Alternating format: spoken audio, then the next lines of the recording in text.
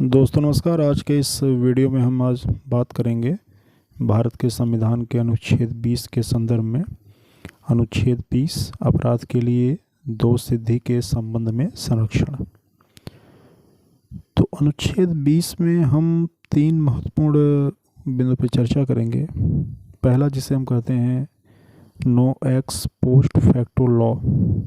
दूसरे को हम कहते हैं नो डबल जियो पैरोडी।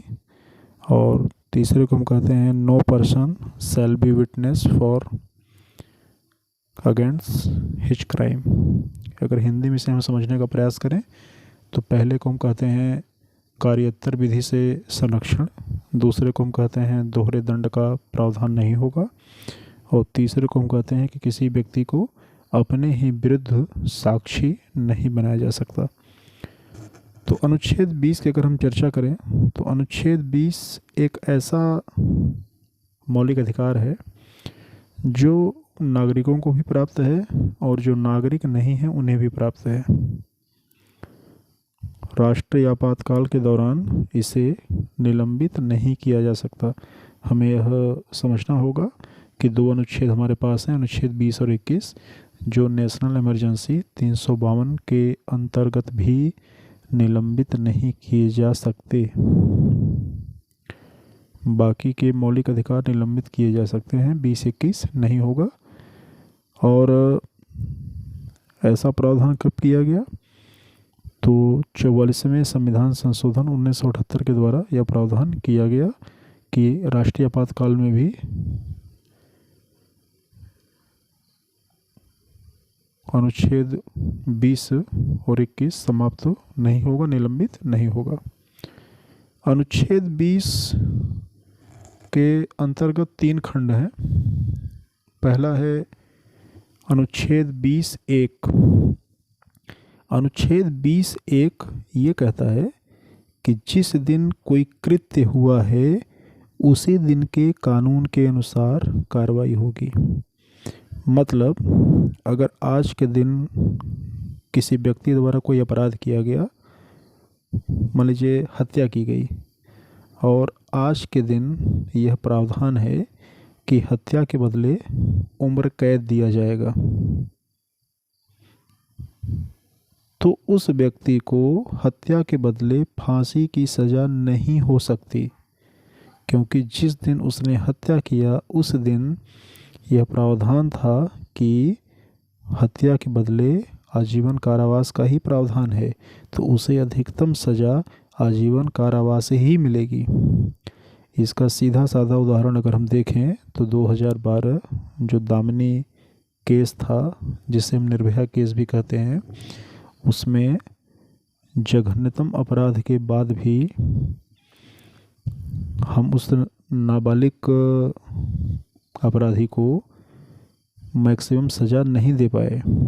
उसे हम फांसी की सज़ा नहीं दे पाए क्योंकि नाबालिग के लिए ऐसा प्रावधान नहीं था। अब यदि ऐसा संशोधन कर दिया जाए कि नहीं, हत्या के बाद अपराधी को फांसी की सज़ा दी जा सकती है, तो ऐसी स्थिति में भी यह संशोधन आगे के होने वाले अपराधों पर लागू होगा, ना कि बैकडेट से लागू होगा। कहने का सीधा साधा आशय यह है कि जिस दिन अपराध हुआ उस दिन जिस अपराध के लिए जो सज़ा निर्धारित है वही सज़ा मिलेगी। कोई बदलाव भी होगा तो भी उस पर लागू नहीं होगा। दूसरा जो भाग है वो है अनुच्छेद 20(2). ये कहता है कि दोहरे दंड से संरक्षण।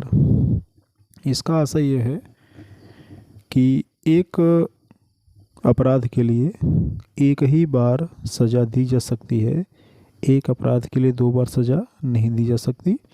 हमें एक बहुत पहले फिल्म पता होगा, अमिताभ बच्चन की फिल्म थी अंधा कानून, ये उसका बेस्ट उदाहरण कह सकते हैं, उस फिल्म में दिखाया गया है।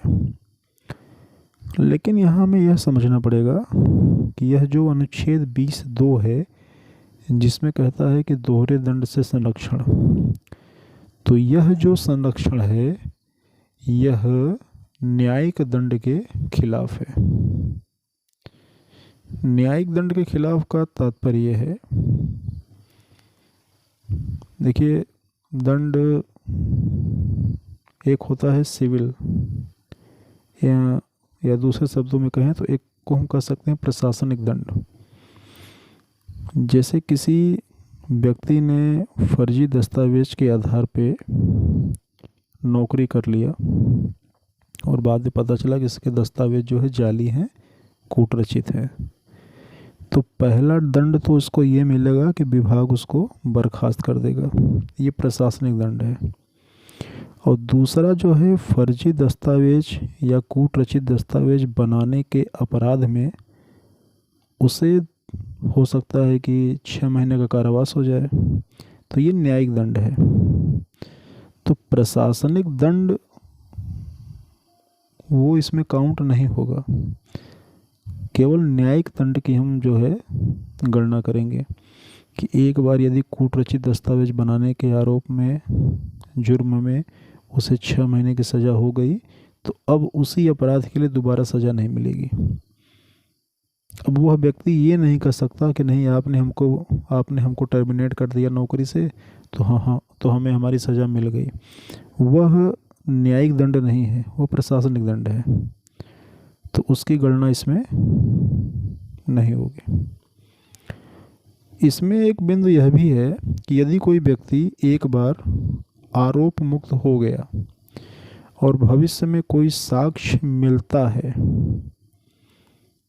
तो वैसी स्थिति में उस व्यक्ति पे मुकदमा चलाया जा सकता है।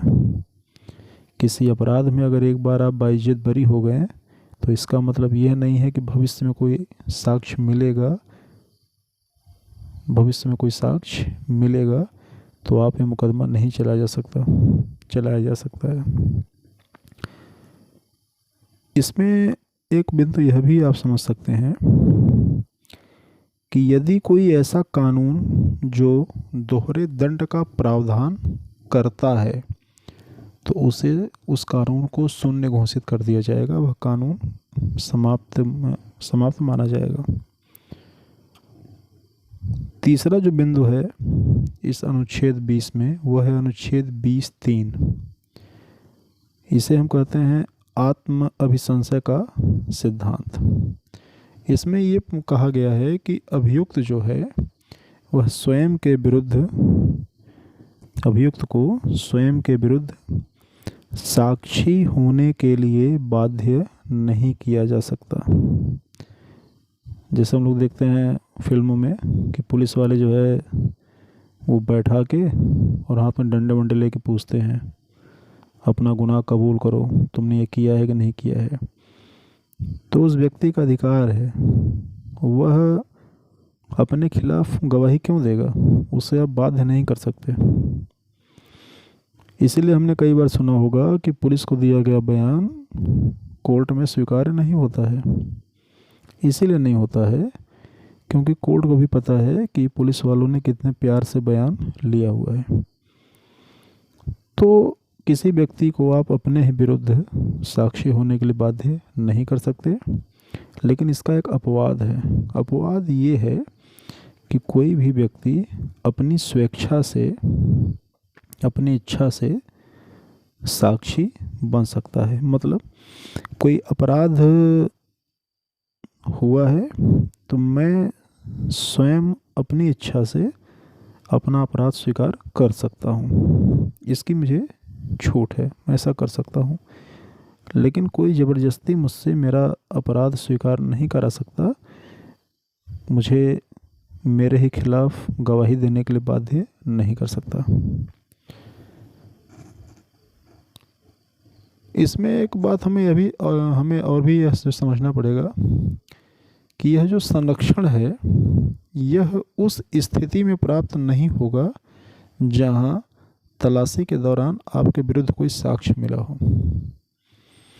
कोई अपराध हुआ, पुलिस ने आपकी तलाशी ली, आपके विरुद्ध कोई साक्ष्य मिला, अब आप वहां यह नहीं कह सकते कि आप मुझे मेरे खिलाफ गवाही देने के लिए बाध्य नहीं कर सकते।